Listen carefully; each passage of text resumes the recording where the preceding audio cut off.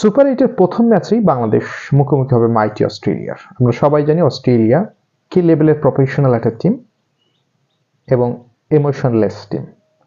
এই অস্ট্রেলিয়াকে আমরা হারিয়েছি, টেস্টেও হারিয়েছি, টি-20-তে হারিয়েছি, কিন্তু আমরা তাদের সত্যিকারে হারিয়েছি ওয়ানডে ক্রিকেটে কার্ডিফে।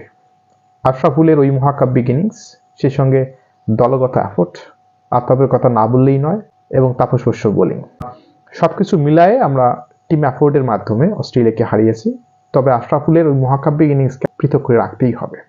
সুপার 8-এর প্রথম ম্যাচেও কি কেউ আশরাফুল হবেন? আশরাফুল না হতে পারলেও অস্ট্রেলিয়াকে যদি আমরা হারাতে চাই, দলগত এফোর্ট দিয়েই হারাতে হবে। প্রত্যেকটা ডিপার্টমেন্ট, শুধু বোলিং না, ব্যাটসম্যানদেরও ভূমিকা রাখতে হবে। তিনটি ডিপার্টমেন্টকেই জ্বলে উঠতে হবে একসঙ্গে, তাহলেই সম্ভব অস্ট্রেলিয়াকে হারানো।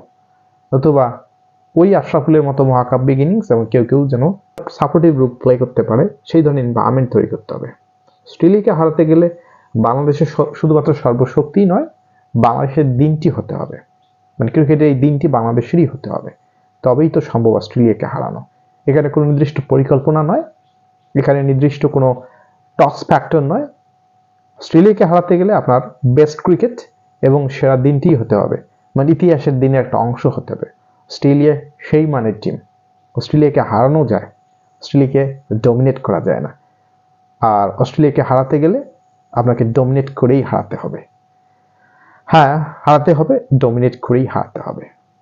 তারা এমন একটা ডমিনেটিং টিম ক্রিকেট ওয়ার্ল্ডে। আমরা আশা করব উইকেটের সহযোগিতা আমরা পাবো। উইকেটের যে বিহারটা ছিল ফার্স্ট রাউন্ডে, সে ধরনের উইকেট হলে হয়তো আমাদের জয়টা খুব একটা অসম্ভব কিছু হবে না, যদি আমরা ভালো ক্রিকেট খেলতে পারি।